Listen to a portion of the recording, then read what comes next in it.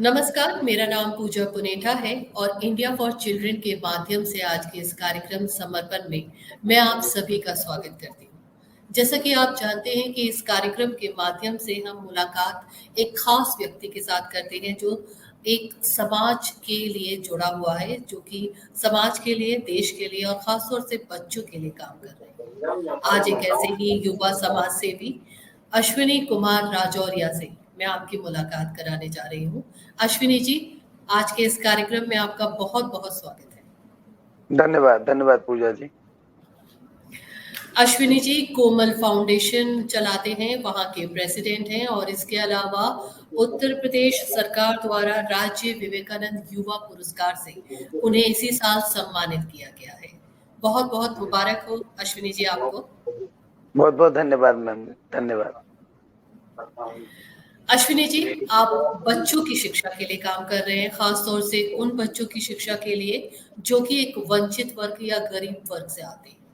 आपके जी पिताजी शिक्षक थे, आप शिक्षा का जी महत्व जानते हैं, तो जी इन बच्चों को भी आप शिक्षा से जोड़ रहे हैं। ये सफर जी कैसा बिल्कुल। रहा है? सफर के बारे में हमें बताएं। और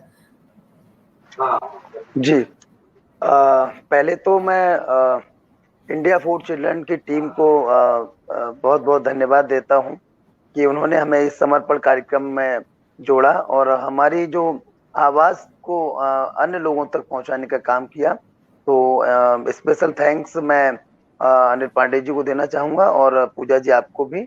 और मैं अपने बारे में बता दूं कि मैं बेसिकली उत्तर प्रदेश के जो सुहाग नगरी कहे जाने वाले जनपद फिरोजाबाद से हूँ, क्योंकि फिरोजाबाद में चूड़ियों का काम बहुत होता है। चूड़ियां वहीं से बनती जाती बन के जाती हैं, पूरे हिंदुस्तान में क्या पूरे वर्ल्ड में जाती हैं। तो अक्सर क्या है कि यहाँ पे फिरोजाबाद में चूड़ी का काम घर घर होता है और हर बच्चा उस चूड़ी के काम में लिप्त रहता है, उसमें काम करता रहता है। तो एक दिन आज से 12 साल पहले मेरे मन में एक विचार आया, क्योंकि क्योंकि पिताजी मेरे शिक्षक थे और शिक्षा से एक पुराना नाता रहा मेरा। और जब मैं मलिन बस्तियों में घूमता था, जाता था, देखता था, तो देखता था कि छोटे छोटे बच्चे अपने घर पे चूड़ी का काम कर रहे हैं। वो शिक्षा से वंचित हैं, उनके घर वाले उनसे काम करा रहे हैं। उनको जब शिक्षा के बारे में बताओ तो वो कहते थे अरे नहीं, हमारे बच्चे काम कर रहे हैं और कुछ पैसा पैदा होगा। तो लोगों की वो मानसिकता कुछ अलग टाइप की थी। तो हमने सोचा, एक दिन मैंने बहुत अध्ययन किया, इस पे कुछ करेंगे। मैं आपको पूजा जी बताना चाहता हूँ कि 2009 में मेरी शादी हुई। तो मेरी मिसेज ने मुझे बहुत सपोर्ट किया। तो हम दोनों लोगों ने सोचा कि चलिए इन बच्चों के लिए कुछ करते हैं। तो हमने 10 बच्चों को पढ़ाना शुरू किया, अपने निज निवास, अपने घर से हमने किया। तो 10 बच्चों को जब हमने इकट्ठा किया तो लोगों को लगता था कि ये बच्चों को ये पढ़ाएंगे तो हमारा समय बर्बाद होगा, जो बच्चे काम करेंगे। तो हमने लोगों को समझाया कि आप इन बच्चों को पढ़ने भेजिए, हम कोई पैसा नहीं लेंगे, फ्री पढ़ाएंगे। धीरे धीरे हमने बच्चों को पढ़ाना शुरू किया। जब हमने पढ़ाना शुरू किया तो कुछ सामाजिक संगठन सोशल मीडिया के माध्यम से, न्यूज़पेपरों के माध्यम से जब उन्होंने लोगों ने देखा तो वो हमसे जुड़ते चले गए। तो बच्चों को स्टेशनरी है, बच्चों को बैग्स हैं, उनकी जो रिक्वायरमेंट थी, जो उनकी आवश्यकता थी बच्चों की शिक्षा से संबंधित, उनका हमें सहयोग मिलने लगा। और धीरे धीरे 10 बच्चों से ये कारवां 20 हुआ, 40 हुआ, फिर बढ़ता चला गया। फिर उसका ही हमने एक नाम दिया, कोमल बाल गुरुकुल। कोमल बाल गुरुकुल नाम दिया और कोमल फाउंडेशन फिर हमने एक संस्था का अ, एक पंजीकरण का काम कर रहे हैं, तो एक संगठन की भी बहुत ज़्यादा आवश्यकता होती है। तो हमने संगठन का पंजीकरण कराया और कोमल बाल गुरुकुल से फिर हमने धीमे-धीमे एक दूसरा बाल गुरुकुल और स्टार्ट किया, माँ बैकुंठी बाल गुरुकुल शुरू किया। 2 बाल गुरुकुलों से हमने बच्चों को पढ़ाना शुरू किया और हमारे यहाँ करीबन 100 बच्चों की संख्या हो गई थी और हम पढ़ाते चले गए। लोग सोशल मीडिया के माध्यम से हमें सपोर्ट करने लगे। कई अवार्ड हमें मिलने लगे। काफ़ी हमारे लोग प्रशंसा करने लगे, तो मेरे अंदर से उत्साह बढ़ता चला गया काम करने का। तो हमने सोचा हम और भी काम करते चले जाएँगे।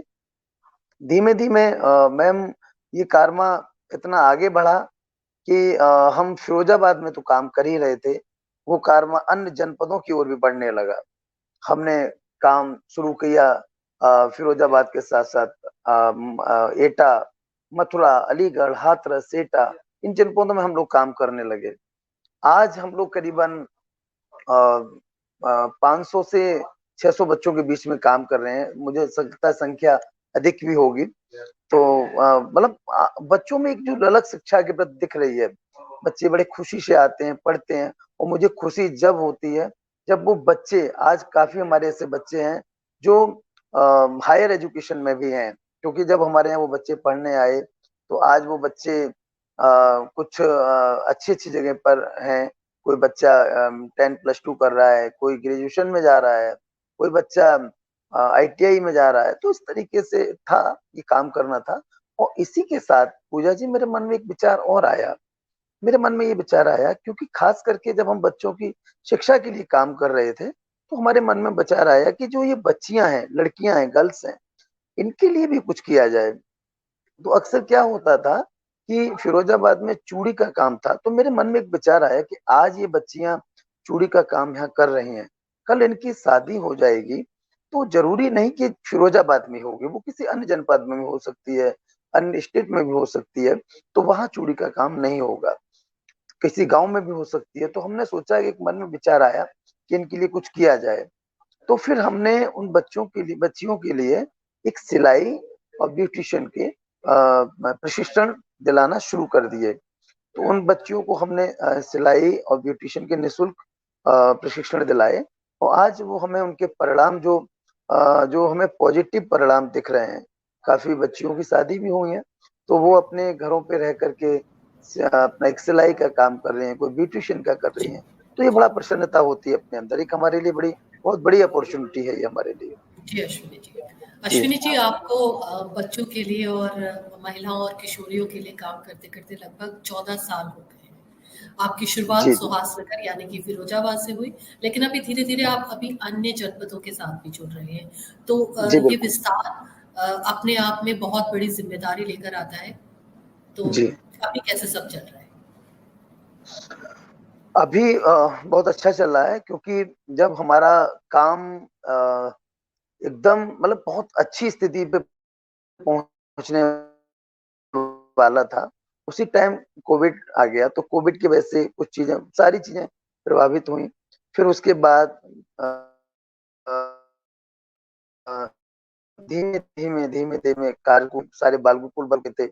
और पर हमने फिर भी उन बच्चों के परिवारों का साथ नहीं छोड़ा, क्योंकि हमें पता था कि इस कम्युनिटी को हमारी आवश्यकता है। तो हमने उस कम्युनिटी को, बच्चों को जा जा के घर पे उनको स्टेशनरी प्रोवाइड कराई, उनके घर पे राशन की व्यवस्था की, उनको जो भी जरूरतें थी, किशोरियों को, महिलाओं को जहाँ सैनिटरी पैड की आवश्यकता थी, क्योंकि महामारी एक ऐसा विषय था। तो हमने कहा ये भी एक चिंताजनक बात है, तो उनको घर घर जाके सैनिटरी पैड भी उपलब्ध कराए, सैनिटाइजर, मास्क, ये सारी चीजें हमने उपलब्ध कराई। तो बहुत बहुत अच्छी उसके परिणाम दिखने को मिले। और मैं आपको बता देना चाहता हूँ पूजा जी जी कि जब हम ये काम कर रहे थे, तो उसी टाइम कोविड की सेकेंड लहर जो थी, उसमें क्योंकि कुछ मैं भी उसमें प्रभावित हुआ उससे। और मुझे भी हालांकि कोविड तो उसका नेगेटिव था, पर पता नहीं, फिर मुझे भी ऑक्सीजन की जरूरत थी। तो मैं भी करीबन 3 से 4 दिन मुझे ऑक्सीजन लगा रहा, मुझे नहीं ऑक्सीजन मिल रहा था, मैं भी बहुत परेशान रहा। तो कभी कभी लगता था कि शायद, मुझे लगता है कि जीवन का अंत हो गया, मुझे तो ये लगता था। लेकिन फिर भी मैंने हिम्मत की कि क्योंकि काफी हमारे साथी थे, काफी प्रशासन के लोग थे जो मुझे हिम्मत देते थे कि अश्विनी, तुम्हें बहुत काम करना है, आगे भी काम करना है, तुम हिम्मत मत तोड़ना।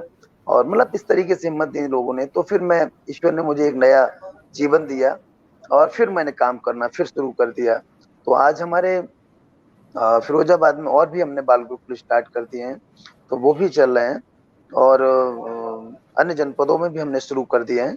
धीमे धीमे जहां जहां अभी बनते हैं, वो उन्हें उन्हें भी शुरू करते चले जा रहे हैं। तो आज बड़ा अच्छा लगता है मैम कि मुझे सबसे बड़ी खुशी जब होती है कि जब मैं किसी गलियों से जब गुजरता हूँ, और जब वो बच्चे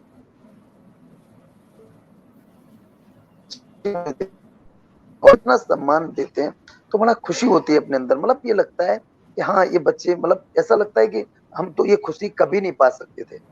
तो इतना एक मान सम्मान मिलना, इसके साथ बहुत बड़ी बात है। और सब कार्यों को देखते हुए, इन सभी कार्यों को देखते हुए मुझे उत्तर प्रदेश सरकार ने राज्य विवेकानंद युवा पुरस्कार से सम्मानित किया। ये मेरे लिए बहुत बड़ी अपॉर्चुनिटी थी, क्योंकि मैंने ये देखा कि यहाँ उत्तर प्रदेश से केवल 10 लोगों को चयनित किया गया था, जिसमें एक मेरा भी नाम जी। था। तो ये मेरे लिए बहुत बड़ी गौरवान्वित होने की बात है कि मैंने मेरे काम को सरकार ने भी समझा कि हाँ भाई मैं काम कर रहा हूँ, तो मेरे काम को वो सम्मान, वो मेरे जितने भी मेरे साथी हैं, मेरे जितने भी सहयोगकर्ता हैं, जो भी हैं, मेरी हिम्मत बढ़ाने वाले लोग हैं, और उन बच्चों के लिए समर्पित हैं, क्योंकि जो बच्चे आज एक अच्छे मुकाम पे पहुंचने का सपना जो उन्होंने देखा था वो कर आगे साकार होता जा रहा है। तो मुझे ये सबसे बड़ी खुशी की बात है। और इसी जी के साथ मैं एक छोटी सी बात और मैं आपको बता दूं कि जी। मैम हमारे यहाँ फिरोजाबाद में जब चूड़ी का काम जब होता है तो अक्सर उसमें बच्चे इन्वॉल्व ज्यादा रहते हैं। तो उसमें क्या रहता है कि बच्चों को टीबी का रोग ज्यादा होने की संभावना रहती है। तो हमारे यहाँ पे 2019 में काफी बच्चे टीबी रोग से पीड़ित पाए गए थे, जिसमें हमें उत्तर प्रदेश की जो गवर्नर है राज्यपाल महोदया, उन्होंने हमको 30 बच्चों को एडॉप्ट कराया था, हमने गोद लिए थे। और सबसे बड़ी खुशी की बात ये हुई कि उन बच्चों को जो जो हमसे बना वो हमने उन तक पहुंचाया। उनको पौष्टिक आहार है, उनके मेडिसिन से लेके जो भी हम हो गए हैं, उसमें से 29 बच्चे बिल्कुल स्वस्थ हो गए। एक बच्ची उसमें डेथ कर गई क्योंकि वो काफी दिन से बीमार थी। जब ये काम को अच्छा देखा तो उत्तर प्रदेश की राज्यपाल महोदया ने भी हमें सम्मानित किया। और अभी आकर के नेक्स्ट हमको अभी कुछ ही दिन पहले हमें 20 बच्चे फिर गोद दे दिए गए हैं। तो उनके लिए भी हम लोग काम कर रहे हैं। काम करने वाले तो लोग मेरे जो भी हेल्पर जितनी भी जो मेरी सब मदद करते हैं, बस मैं एक लोगों से बोलता हूँ साहब ये करना है, तो वो इतना एक विश्वास मेरे ऊपर रखते हैं और वो मदद के लिए आगे आ जाते हैं। जी अश्विनी जी, आपको राज्य स्तर पर पुरस्कार मिला है, ये तो बहुत खुशी की बात है। लेकिन सबसे ज़्यादा खुशी की बात ये है कि जिन बच्चों को आप पढ़ा रहे हैं, वो आप एक आदर्श के रूप में देख रहे हैं, क्योंकि वो इस समाज के, इस देश के भावी नागरिक हैं और यकीनन वो आपके जैसा ही बनना चाहेंगे, क्योंकि आप भी उनके लिए काम कर रहे हैं, तो उनके अंदर वो एक भाव पैदा होता है कि हमें भी बड़े होकर अपने राष्ट्र के लिए, अपने देश के लोगों के लिए और हर उस व्यक्ति के लिए जिसे ज़रूरत है, उसके लिए काम करना है। अश्विनी जी, जैसे कि आप बता रहे थे कि चूड़ी कारखानों में काम होता है और वहाँ पे बच्चों को ट्यूबरक्लोसिस की बहुत ज़्यादा शिकायत आती है। इस बारे में सरकार काफ़ी लंबे समय से काम कर रही है। मेरे ख्याल से जो माता-पिता हैं, अभिभावक हैं, वो भी काफ़ी हद तक जानते हैं कि ये जो काम है वो बच्चों के लिए खतरनाक है। ये सारी जानकारी होने के बावजूद प्रशासन का कड़ा होने के बावजूद भी रुका नहीं है। कुछ-कुछ जगह है जहाँ छापा पड़ जाता है, चीज़ें रुकवा दी जाती हैं, काम रुकवा दिया जाता है, बच्चों को हटा दिया जाता है। लेकिन अभी भी फिरोज़ाबाद में ये समस्या बहुत ज़्यादा है। जी। देखिए इसके लिए हम जब घरों में जाते हैं, उनके माता पिताओं को समझाते हैं, हालांकि वो पढ़ने भेजते भी हैं, और उसके बाद क्या होता है कि पीछे अगर वो बच्चे काम भी कर, अब वो भी ये कहते हैं कि साहब हमारी घर की आजीविका कैसे चलेगी, अगर हम बच्चों को अपने साथ काम में नहीं लगाएंगे तो फिर कैसे क्या होगा। तो वो भी एक विषय हो जाता है। हालांकि इस पे सरकार भी गंभीर है, ऐसा नहीं है। और अभी यूपी अभी अपने राष्ट्रपति महोदया ने भी एक उनका कार्यक्रम था, तो उसमें हम भी जुड़े थे। तो उन्होंने भी कहा था कि हमें इस अपने भारत देश को टीबी मुक्त बनाना है। तो हालांकि उस मुहिम में हम भी शामिल हैं, हम भी चाहते हैं कि टीबी मुक्त हो हमारा देश, हर बच्चा स्वस्थ हो, हर नागरिक स्वस्थ हो। तो ये हमारा भी एक सपना है, हम भी ये चाहते हैं। पर ये है कि कुछ कुछ लोगों की जरूरतें हैं कि भाई काम करना है, तो हालांकि इस पे सरकार भी गंभीर है, ऐसा नहीं है, लेकिन कुछ चीजें हैं उनमें धीमे धीमे सुधार आएगा।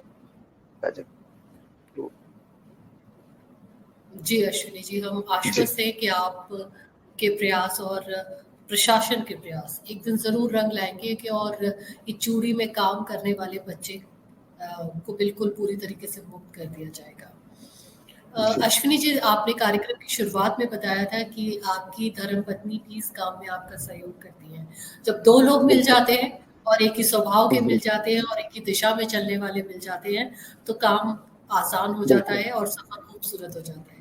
तो उनका सहयोग कैसा रहा? वो अभी आप दोनों मिलके और क्या-क्या आपकी प्लानिंग है, क्या योजना है भविष्य के लिए? जी जी। पूजा जी, एक कहावत कही जाती है कि एक चना बाहर नहीं फोड़ सकता है, ऐसा कुछ बोलते हैं। तो इसमें एक मैं बात बता दूं कि मैं कितना भी काम करता, अगर मेरी वाइफ का मुझे सपोर्ट नहीं होता तो मैं नहीं कर पाता। क्योंकि जब इंसान शादी के बंधन में बंध जाता है तो जिम्मेदारियां भी उनके उसके पीछे काफी लग जाती हैं। क्योंकि घर की भी जिम्मेदारी है, बच्चों की भी जिम्मेदारी होने लगती है, पत्नी की भी जिम्मेदारी है, स्वयं की भी जिम्मेदारी है, तो काफी जिम्मेदारियां होती हैं। अब जब आप समाज में काम कर रहे हैं तो आपके साथ एक समाज की भी जिम्मेदारी है। तो उसके लिए क्या था कि मेरी पत्नी हालांकि बेसिकली नोएडा से हैं, तो वो जी। मेरी काम को मैं पहले भी करता रहता था, तो मेरे काम से हमेशा खुश रहती थी। तो उन्होंने कहा भी था कि अगर आप ये काम करोगे तो मैं आपका सहयोग करूंगी। हालांकि उनका मुझे हर जगह सपोर्ट मिला, परिवार का भी सपोर्ट मिला। उन्होंने कहा कि ठीक है, कुछ दिन तो बुरा लगा कि ये पूरे पूरे दिन समाज सेवा में गंवा देता है, कुछ करता नहीं है, लगा रहता है, अगर कुछ खर्चा भी है तो बच्चों के लिए ही करता रहता है। तो हालांकि मेरी पत्नी ने कभी ये नहीं कहा, पिताजी ने भी कहा था कि बेटा तुमने मैंने हालांकि जो मेरी शैक्षिक योग्यता है, जो क्वालिफिकेशन है, वो मैंने एमए सोशियोलॉजी से किया है। तो पिताजी ने कहा था कि बेटा बीएड कर लो, टीचर बन जाओ, शिक्षक बन जाओगे, एक अच्छा ठीक रहेगा तुम्हारे लिए। तो मेरे मन में जब ये जुनून जगा था कि नहीं, मुझे कुछ समाज के लिए काम करना है, मुझे कुछ मतलब मुझे नौकरी वोकरी नहीं करनी है, बस समाज के लिए कुछ काम करना है, तो मेरी पत्नी ने मुझे कंधे से कंधा मिला के मुझे सहयोग दिया। और जब हमने शुरुआत की तो कुछ दिक्कतें आई, लेकिन आप हम दोनों ने मिलके उसे कोऑपरेट किया और बढ़िया तरीके से हम लोगों ने काम किया। और आज वो मेहनत हमारी आज रंग ला रही है, दिख रही है। सबसे बड़ी पूजा जी बात मुझे ये लगती है, मुझे जब अपने आप में गर्व और महसूस होता है, जब फिरोजाबाद ही क्या अन्य जनपदों में जहां जहां हम काम कर रहे हैं, जब कहीं समाज सेवियों की गिनती मिल किया जाता है, ये मेरे लिए बहुत बड़ी बात है। हालांकि करने वाले तो और लोग हैं, मैं तो एक माध्यम हूँ। और बस ईश्वर से ही प्रार्थना है, क्योंकि ऐसे नेक कार्यों में हमें हमेशा आगे लगाता रहे, क्योंकि हम लोग ऐसे काम करते रहें। क्योंकि अ, समाज सेवा लोग कहते हैं, कहना बहुत आसान है, लेकिन बहुत सारे चैलेंज आते हैं। और चैलेंज से कभी हमें डरना नहीं चाहिए, क्योंकि दिक्कतें बहुत आती हैं। क्योंकि एक हमारे एक गुरुजी हैं थे, वो हमसे मुझे एक बात हमेशा कहते थे कि बेटा जब आप समाज में अच्छा काम करोगे तो आपके काम को लेकर के कुछ लोग प्रशंसा भी करेंगे, कुछ लोग विरोध भी करेंगे। तो उन्होंने मुझसे हमेशा ये कहा कि अश्विनी, चर्चा और विरोध उन्हीं लोगों के होते हैं जो जीवन में सफल होते हैं। आपको डरने की जरूरत नहीं है, आप काम करिएगा। और जब तक आप ये नहीं करेंगे तब तक आप सफल नहीं हो सकते हैं। तो इसलिए हम लोग फिर वो उस काम में अपने लग काम करते चले जा रहे हैं और करते ही रहेंगे। ये ईश्वर ने हमको ऐसा आशीर्वाद दिया है, तो करते ही रहेंगे हम। अश्विनी जी, मुझे यकीन है कि आज आपके पिता आप पर बेहद गर्व करते होंगे, क्योंकि आपने उनके बताए हुए रास्ते को ना चुनकर जो आपका दिल चाहता था वो रास्ता चुना। जब बिल्कुल। हम किसी जॉब में या किसी प्रोफेशन में चले जाते हैं तो हम सिर्फ अपने परिवार का ख्याल रखते हैं, लेकिन आपने जो रास्ता चुना है उसमें सारे बच्चे, सारा आपका आसपास का जितना भी माहौल है वो पूरा एक परिवार की तरह ही है। अश्विनी जी जी, ये बताएं कि आपने बताया कि आप कुछ किशोरी और महिलाओं के रोजगार के लिए भी, उन्हें स्वावलंबी बनाने के लिए भी काम कर रहे हैं। इस काम में जी। एक बहुत बड़ी लागत की ज़रूरत होती है, काफ़ी उन्हें किस तरीके के काम सिखा रहे हैं आप? पहले तो मुझे ये बताएं कि आप जो उन्हें ट्रेनिंग दे रहे हैं वो कौन-कौन सी ट्रेनिंग है? जी, देखिए पूजा जी, ऐसा होता है कि अ, अगर आप किसी को कोई ट्रेनिंग्स दे रहे हैं या कोई रोजगार से जोड़ने की बात कर रहे हैं, तो वो ऐसा होना चाहिए जो कि वो अपने कम लागत में उसको शुरू कर सकें। तो हमारा ये प्रयास था कि एक देखा जाए समुदाय स्तर पे एक नॉर्मल परिवार के लिए सिलाई और ब्यूटीशियन का एक अच्छा माध्यम है। तो हमने उनको किशोरियों के लिए महिलाओं के लिए सिलाई के प्रशिक्षण दिलाए। आज वो जो हमारे यहाँ से प्रशिक्षण लेके गईं किशोरियाँ और जो महिलाएँ वो अपने खुद की सेंटर चल रहे हैं, अन्य लोग भी सिखा रहे जी, हैं का, तो वो भी उनके लिए एक अच्छा है। और हालाँकि जो छोटे-छोटे मोहल्लों के स्तर पे और छोटे-छोटे गाँव में ये देखा जाता है, क्योंकि ये ज़्यादा डिमांड रहती है। और फिर मेरा एक उद्देश्य रहता है, अगर वो कोई महिला या कोई कोई किशोरी अगर वो ट्रेंड हो जाती है प्रशिक्षण पाकर, तो कम से कम अगर वो सिलाई का जैसे काम सीख गई, तो ज़रूरी नहीं कि वो उससे बाहर का ही रोज़गार करे। उसके घर में भी तमाम काम होते हैं, बच्चों के भी अपने काम होते हैं, उनको भी निपटा सकती हैं। और ऐसा नहीं है, जब आपके अंदर कोई हुनर होता है, टैलेंट होता है, तो लोग आपके पास ज़रूर आते हैं और रोज़गार जी, भी आपको मिलता है। जी। जी, बिल्कुल। आप एक बहुत बड़ी ज़िम्मेदारी के साथ आगे बढ़े हैं। आप ना सिर्फ़ बच्चों की शिक्षा के लिए बल्कि महिलाओं और किशोरियों को रोज़गार उपलब्ध कराने का काम भी कर रहे हैं। ऐसे में एक बहुत बड़ी सहायता की आवश्यकता होती है। तो जी, अगर कोई व्यक्ति, क्योंकि इस कार्यक्रम के माध्यम से काफ़ी लोग आपको सुन रहे हैं, कोई आपकी मदद जी, करना चाहे, कोमल फाउंडेशन के साथ जुड़ना चाहे, तो वो कैसे आप जी। तक पहुँच सकते हैं? जी, देखिए हमारा जो वर्किंग एरिया हमने बताया उत्तर प्रदेश के फिरोजाबाद, मथुरा, अलीगढ़, हाथरस, एटा और आगरा। हम इन जनपदों में काम कर रहे हैं। बस हमें सभी सम्मानित लोगों से मेरा हाथ जोड़ के विनम्र निवेदन है कि हमारे जो बच्चे जो निःशुल्क शिक्षा ग्रहण कर रहे हैं हमारे बाल गुरुकुल और संस्कार शालाओं पे, इन बच्चों के लिए स्टेशनरी है, उनकी जो शिक्षण सामग्रियाँ हैं, बच्चों की और भी रिक्वायरमेंट हैं। कभी-कभी जैसे बच्चों के उनको कभी जूतों की ज़रूरत है, चप्पल है, कभी उनके कपड़े हैं, या कभी उनको स्टेशनरी से संबंधित ज़रूरत है। तो इस तरीके की हमें ज़रूरतें रहती हैं और लोगों से हम ज़्यादा से ज़्यादा ये निवेदन करेंगे कि हमें सपोर्ट करें, सहयोग करें, क्योंकि आपका दिया हुआ एक छोटा-सा भी दान हमारे लिए बहुत बड़ा काम करेगा। क्योंकि अगर वो बच्चा एक अक्षर भी सीख जाता है, तो ये हमारे लिए बहुत बड़ा अपॉर्च्युनिटी है कि हमारा बच्चा एक अच्छा कुछ सीख रहा है ना? तो उन ज ज जो भी दानदाता हैं, उनका भी अगर 1 रुपया उसमें दान में भी लगता है, दान का भी लगता है उसमें, तो वो भी एक बहुत बड़ा माध्यम होता है हमारे लिए। तो मैं लोगों से यही निवेदन करूँगा कि हमें सहयोग करें, क्योंकि कहावत है कि बूँद-बूँद से घड़ा भर जाता है। तो इसी जी। तरीके से हमें आपका एक-एक सहयोग हमारे लिए बहुत बड़ा काम करेगा और उन बच्चों की बेहतर शिक्षा को कैसे बढ़ाया जा सके, उस पे भी हमारे लिए मदद मिलेगी।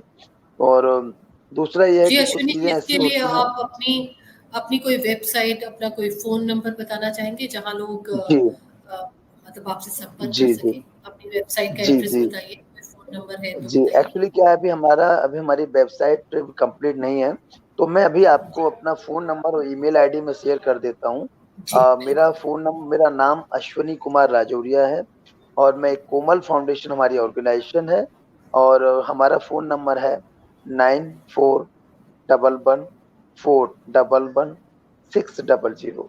मैं दोबारा रिपीट करता हूँ, 9411 411 600। एक और मैं नंबर बता देना चाहता हूँ, 9458608600। 9458 9458608600, ये हमारे फ़ोन नंबर हैं और हमारा ईमेल आईडी है komalfoundationindia@gmail.com। तो आप हमें इस पे भी लिख सकते हैं। हमारे ये फ़ोन नंबर है, दोनों व्हाट्सएप नंबर भी हैं, कॉलिंग भी है, तो आप हमें इस पे सहयोग कर सकते हैं। और मैं आज हमारे लिए बड़ी खुशी की बात है कि आज हम समर्पण के इस कार्यक्रम में शामिल हैं। हम अपनी बात हमें कहने का हमें अवसर मिला, एक ऐसा प्लेटफ़ॉर्म मिला जिससे कि हम अपनी बात को कह पा रहे हैं। और मुझे तो ये लगता है कि जो ईश्वर करता है वो अच्छा ही करता है, क्योंकि मेरी आवाज़ को इंडिया फॉर चिल्ड्रन टीम ने सुना और हमारी मदद के लिए उन्होंने हमारे कदम से कदम हमें मिलाने का काम किया। हमें मतलब हमें उत्साहवर्धित किया, ये बहुत बड़ी बात है, क्योंकि आप जब अच्छा काम करें, लोग अगर आपको सपोर्ट करने लगें तो बहुत बड़ी बात होती है हमारे लिए। जी तो उसी अश्विनी जी। तरीके से हम आगे भी काम करते रहें।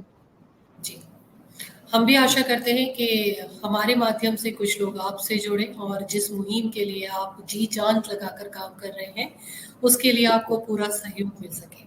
अश्विनी जी, जी, आज हमारे कार्यक्रम से जुड़ने के लिए बहुत-बहुत शुक्रिया और साथ ही बहुत आभार। मैं सुनने वालों जी, से दरख्वास्त करूँगी कि समर्पण जैसे कार्यक्रम से जुड़ने के लिए आप हमारे इस चैनल को लाइक करें और सब्सक्राइब करें। शुक्रिया, थैंक यू। बिल्कुल।